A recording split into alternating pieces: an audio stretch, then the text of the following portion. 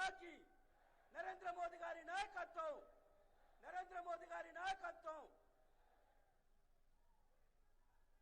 नमस्कार।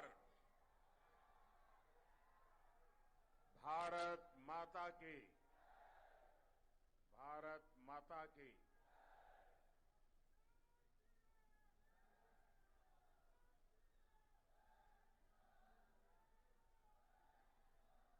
ये मेरा सौभाग्य है कि आज मुझे तेलंगाना में विकास को नई गति देने के लिए महत्वपूर्ण कार्यक्रमों में हिस्सा लेने के लिए आपके बीच आने का अवसर मिला है। आज रामागुंडम में फर्टिलाइजर प्लांट के साथ साथ रेल और रोड से जुड़े बड़े प्रोजेक्ट का लोकार्पण और शिलान्यास का कार्यक्रम है। लेकिन इसके साथ ही मैं भी आपकी तरह भाजपा का एक छोटा कार्यकर्ता हूं और जब कार्यकर्ता के नाते हमारे संजय जी ने हुक्म कर दिया कि आप हैदराबाद में कार्यकर्ताओं को मिलकर के जाइए, तो मैं इसे अपना सौभाग्य मानता हूं कि एक कार्यकर्ता के रूप में आप सब कार्यकर्ताओं के बीच में आने का मुझे अवसर मिला। साथियों, मैं तेलंगाना बीजेपी के कार्यकर्ता इस कार्यक्रम में मैं आपको बधाई देने के लिए आया। मैं वाकई बताता हूं कि मैं तेलंगाना के कार्यकर्ताओं से बहुत प्रभावित हूं। कदम कदम पर आप लोग मां भारती के लिए समर्पण भाव से, निष्ठा भाव से जिस प्रकार से डटे हो, हर जुल्म के खिलाफ सर ऊंचा कर करके जंग लड़ रहे हो, निराशा की गर्त में डूबी हुई यहां की सरकार जिस प्रकार आप पर जुल्म ढो रही है, अत्याचार कर रही है, लेकिन आप बिना थके, बिना डरे, बिना झुके मां भारती की सेवा में लगे हैं। आपको बहुत बहुत बधाई है।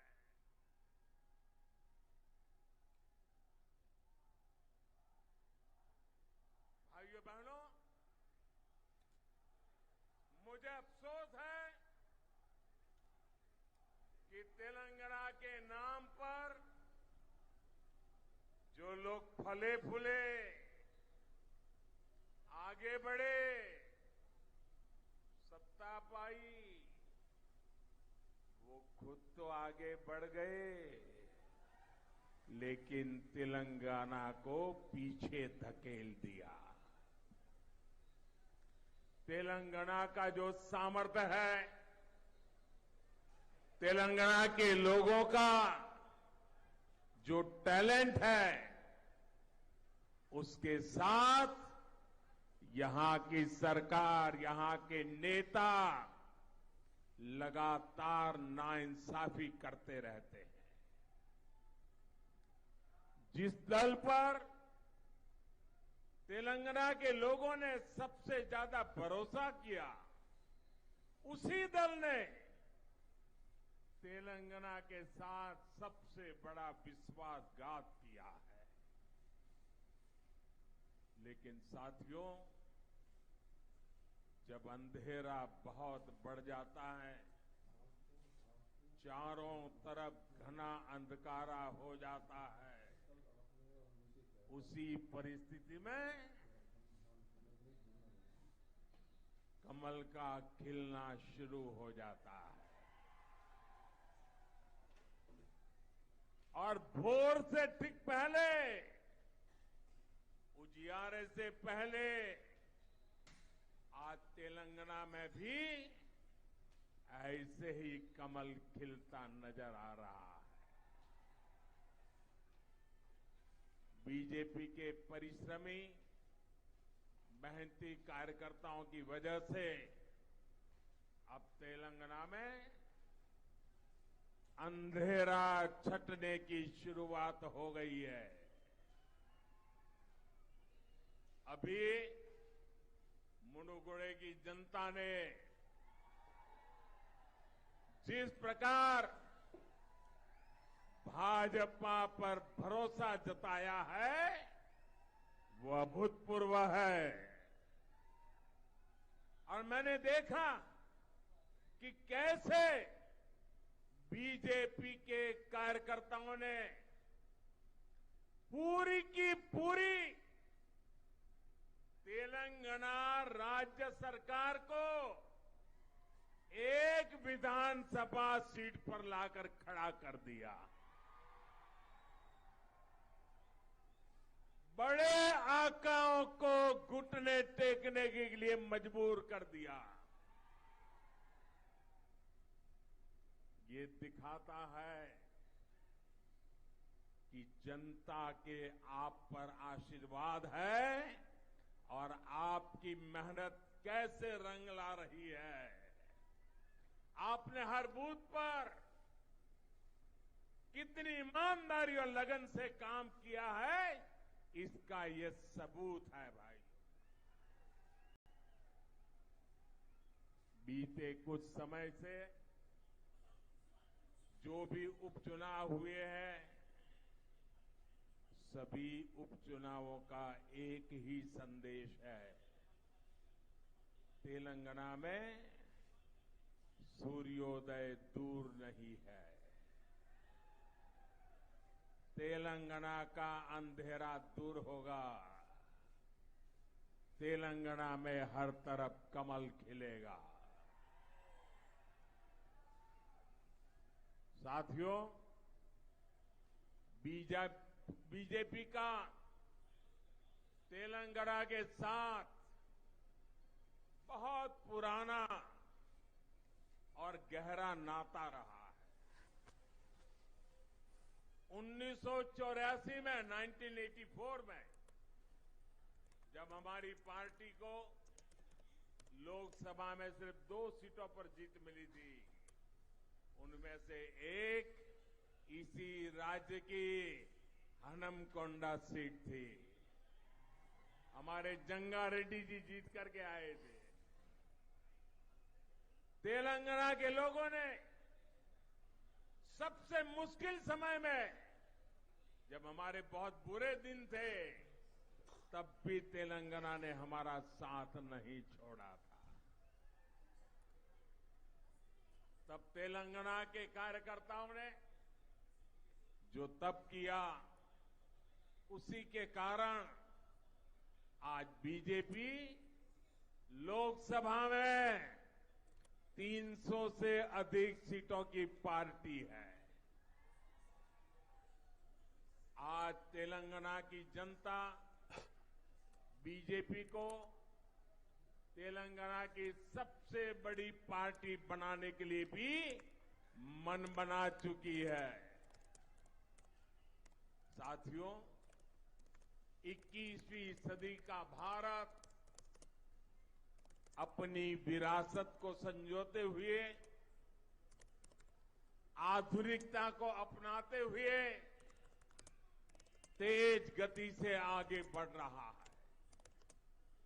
ये शहर तो इंफॉर्मेशन टेक्नोलॉजी का किला है, किला। जब मैं देखता हूं कि इस आधुनिक शहर में अंधविश्वास को बढ़ावा दिया जा रहा है, तो बहुत दुख होता है।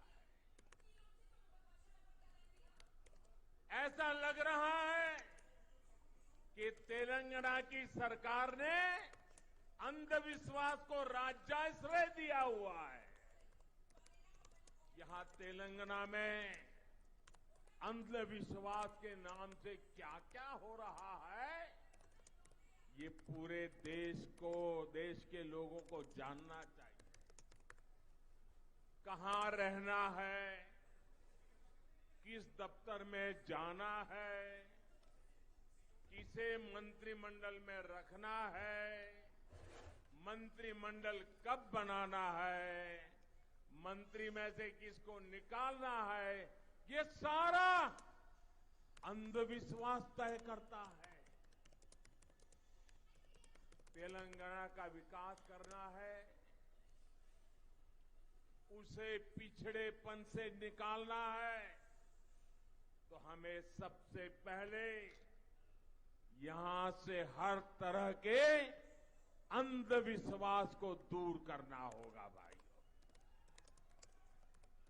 आज मैं देख रहा हूं तेलंगाना में सुशासन और तेज विकास की आकांक्षा कितनी प्रबल है। अब तेलंगाना के लोग एक परिवार के बजाय तेलंगाना के हर परिवार के लिए काम करने वाली सरकार चाहते हैं, भाजपा की सरकार चाहते हैं। तेलंगाना की जनता फैमिली फर्स्ट के बजाय पीपल फर्स्ट की राजनीति चाहती है।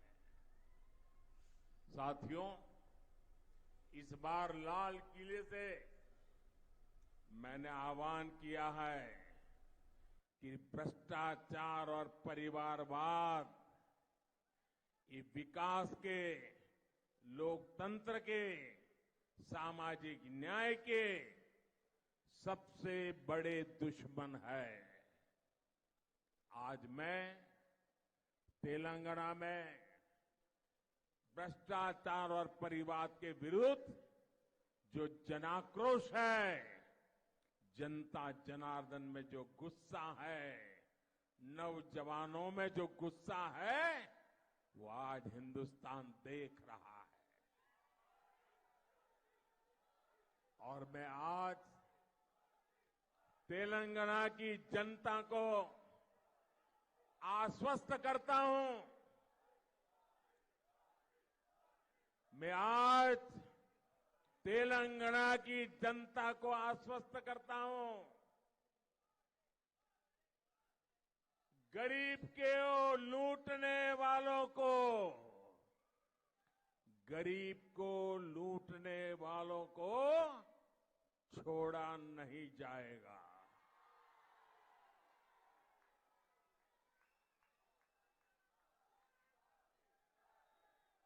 आज आपने देखा होगा कुछ लोग कार्रवाई से बचने के लिए एकजुट होने का प्रयास कर रहे हैं, भ्रष्टाचारियों का गठजोड़ बनाने का प्रयास कर रहे हैं।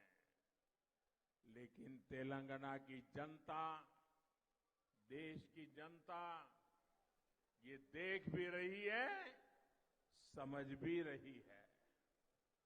साथियों, भ्रष्टाचार और परिवारवाद गरीब का सबसे बड़ा दुश्मन होता है। भ्रष्टाचार और परिवारवाद विकास का सबसे बड़ा दुश्मन होता है। इसलिए भाजपा भ्रष्टाचार और परिवारवाद दोनों से लगातार मोर्चा ले रहा है।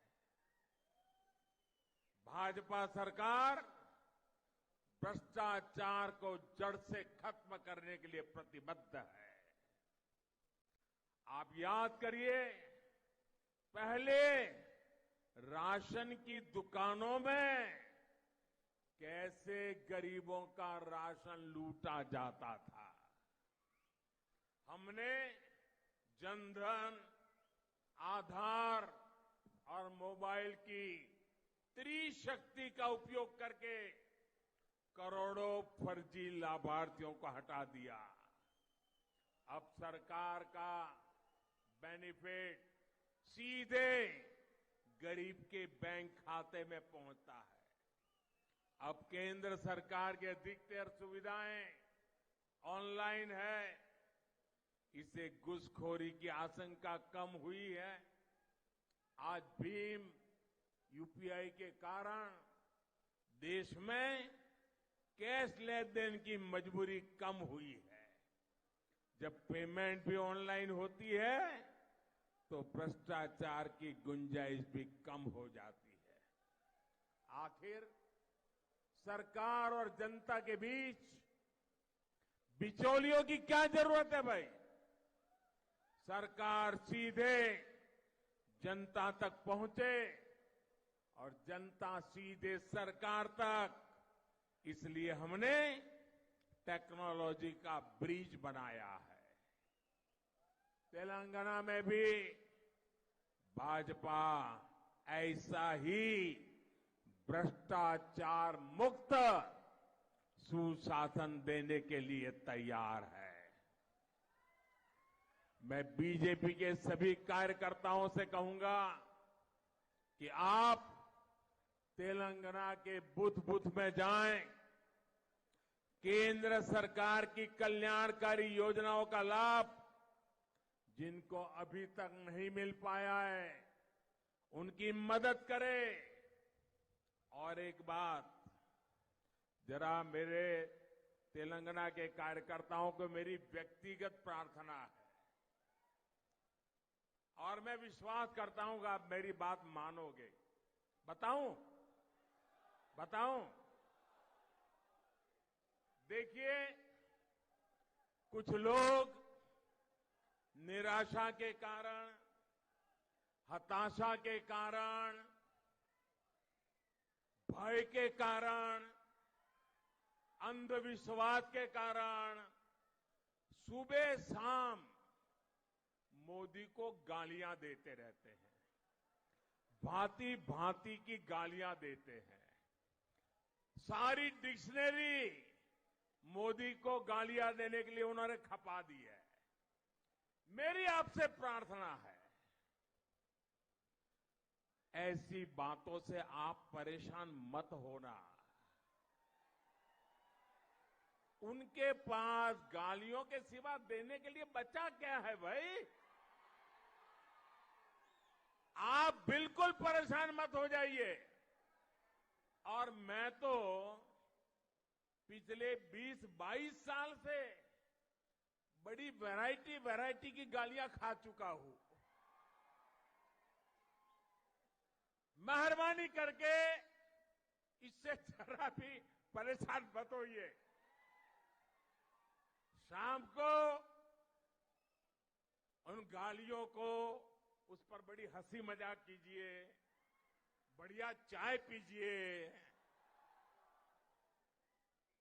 और दूसरे दिन सुबह कमल खिलने वाला है, इस खुशी में आगे बढ़िए।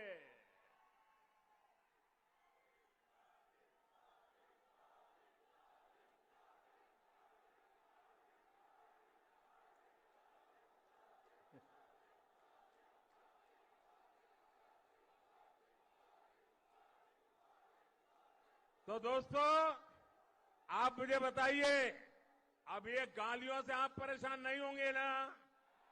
बिल्कुल नहीं होंगे ना? शाबाश। अरे सीना चौड़ा करके चलिए दोस्तों।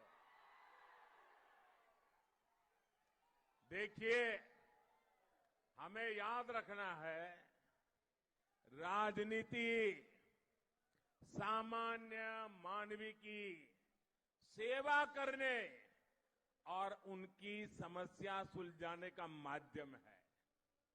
इसलिए राजनीति में हमारा एजेंडा, हमारा मकसद हमेशा सकारात्मक होना चाहिए, सेवा भाव से भरा होना चाहिए। लेकिन यहां तेलंगाना में जिन लोगों को सत्ता मिली, उनका सारा ध्यान मोदी को गाली देने और भाजपा को कोसने में लगा रहता है। मुझे कभी कभी लोग पूछते हैं कि मोदी जी आप थकते नहीं हो? अब कल मैं दिल्ली में था सुबह, फिर कर्नाटका में, फिर तमिलनाडु में, फिर रात को आंध्र में और अभी तेलंगाना में। तो लोग मुझे पूछते हैं थकते नहीं हो? तो मैंने उनको समझाया, देखो भाई, मैं डेली 2 किलो, 2.5 किलो, 3 किलो गाली खाता हूं।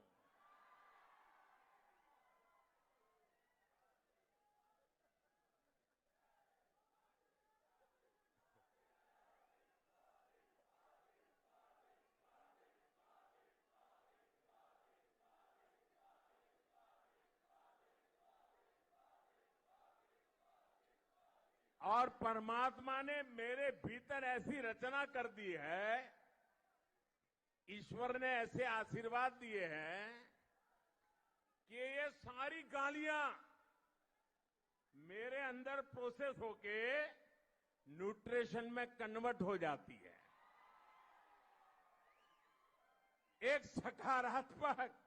सकारात्मक ऊर्जा बन जाती है,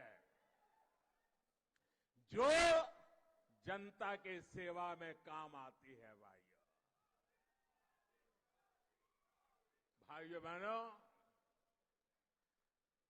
जो दिन रात मुझे गाली देते हैं, बड़ी नई नई गालियां खोजते रहते हैं, मैं उन्हें कहना चाहता हूं, अगर आप मोदी को कितनी ही गालियां दीजिए, हम हजम कर जाएंगे। भाजपा को गाली दीजिए, हमें कोई समस्या नहीं है, हम तो ऐसे ही बड़े हुए हैं। लेकिन अगर तेलंगाना के लोगों को गाली दी तो लेने के देने पड़ जाएंगे।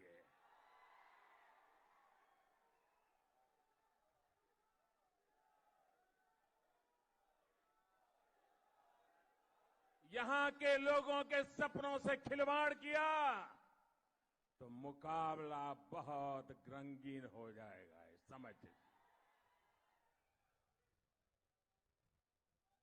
भाइयों बहनों, मोदी और भाजपा को गाली देने से अगर तेलंगाना का भला होता है तो देते रहिए, अगर यहां के लोगों की सुख सुविधा बढ़ती है देते रहिए, ईज ऑफ लिविंग होता है देते रहिए। मोदी और भाजपा को गाली देकर अगर तेलंगाना के किसान समृद्ध होते हैं तो जरूर दीजिए गाली। आज तेलंगाना के किसानों की स्थिति किसी से छिपी नहीं है। आप खुद इस बात के साक्षी है कि यहां के हल्दी किसानों को सरकार ने किस हाल छोड़ दिया है। आप इस बात के साक्षी है कि यहां विकास के रास्ते में किस तरह लगातार रोड़े अटकाए जा रहे हैं। मैं आज तेलंगाना के लोगों को भरोसा देना चाहता हूं, भाजपा तेलंगाना में पॉजिटिव एजेंडा के साथ आ रही है। हम मिलकर यहां विकास की नई गाथा लिखेंगे। साथियों, तेलंगाना, हैदराबाद मेरे लिए बहुत अहमियत रखता है। 2013 में यहां नव भारत युवा भेरी उसमें शामिल होने आया था। उस वक्त में अपनी पार्टी का पीएम उम्मीदवार भी नहीं था, मैं सिर्फ एक सीएम और प्रचार समिति का प्रमुख था। लेकिन जो स्नेह आप लोगों ने मुझे दिया, हैदराबाद ने दिया, तेलंगाना ने दिया, वो हिंदुस्तान के लिए ये टर्निंग पॉइंट बन गया था। और मैं कभी आपके उस प्यार को भूल नहीं सकता हूं। और मैं आपके इस प्यार को ब्याज समेत लौटाता रहता हूं, लौटाता रहूंगा, विकास करके लौटाता रहूंगा भाइयों।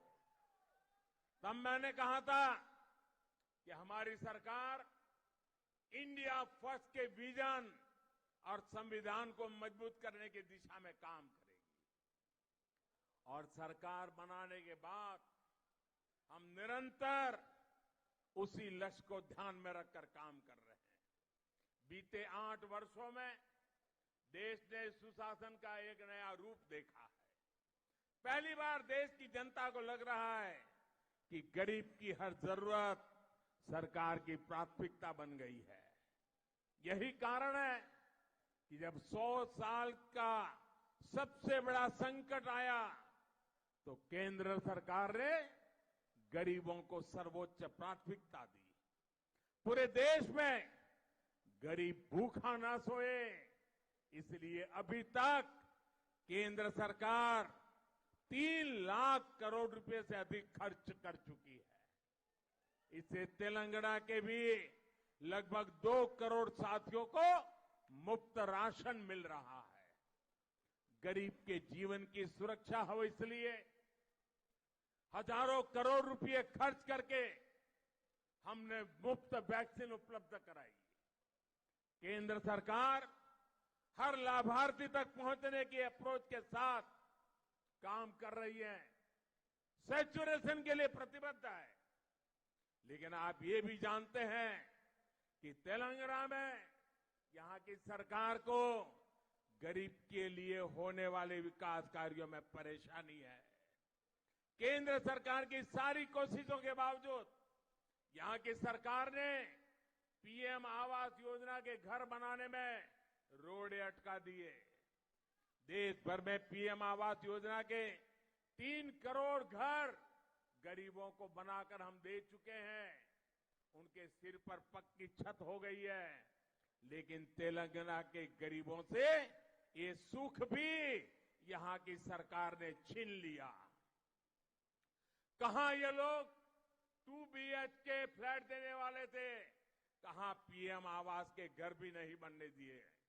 मैं जानता हूं तेलंगाना के लोग इस अपराध को कभी माफ नहीं करेंगे। साथियों, आज तेलंगाना पॉजिटिविटी चाहता है, प्रोग्रेस चाहता है। वो सिर्फ और सिर्फ भाजपा दे सकती है। तेलंगाना के लोग ये समझ रहे हैं, इसलिए यहां बीजेपी का जनाधार लगातार बढ़ रहा है। और आज जो तेलंगाना में सबको दिख रहा है, ये बीते 8 वर्षों में पूरे देश का ट्रेंड है। त्रिपुरा में बीजेपी की गिनती नहीं होती थी। हमारे कार्यकर्ताओं ने संघर्ष किया, जनता के मुद्दों को उठाया। आज वहां बीजेपी की मजबूत सरकार है। इसी तरह असम, अरुणाचल प्रदेश, हरियाणा, इन सभी राज्यों में हम लोगों की सेवा में लगे रहे और जनता जनार्दन ने हमें भरपूर आशीर्वाद दिया। अब तो बीजेपी की सरकारें जहां एक बार बन जाती है, वहां बार बार बीजेपी सरकार बन रही है। भाइयों बहनों, बीजेपी के प्रति ये विश्वास सुशासन के कारण है। वो सुशासन जिसके मूल में सबका साथ, सबका विकास, सबका विश्वास और सबका प्रयास का प्रण है। बीजेपी वो पार्टी है जो युवाओं की पार्टी है, गरीब के हित में सरकार चलाती है। अब तेलंगाना में भी हमें भाजपा को निरंतर मजबूत करना है। तेलंगाना को भ्रष्टाचार और परिवार के शिकंजे से मुक्त करना हमारा कर्तव्य है। मुझे भाजपा के लाखों कार्यकर्ताओं पर भरोसा है और आपका ये जो जोम जुस्सा मैं देख रहा हूं, मुझे भी नई ऊर्जा मिलती है। मैं फिर एक बार आपको बहुत बहुत बधाई देता हूं, बहुत बहुत शुभकामनाएं देता हूं और आपकी निष्ठा को नमन करते हुए मेरे साथ बोलिए भारत माता की, भारत माता की, भारत माता की। बहुत बहुत धन्यवाद।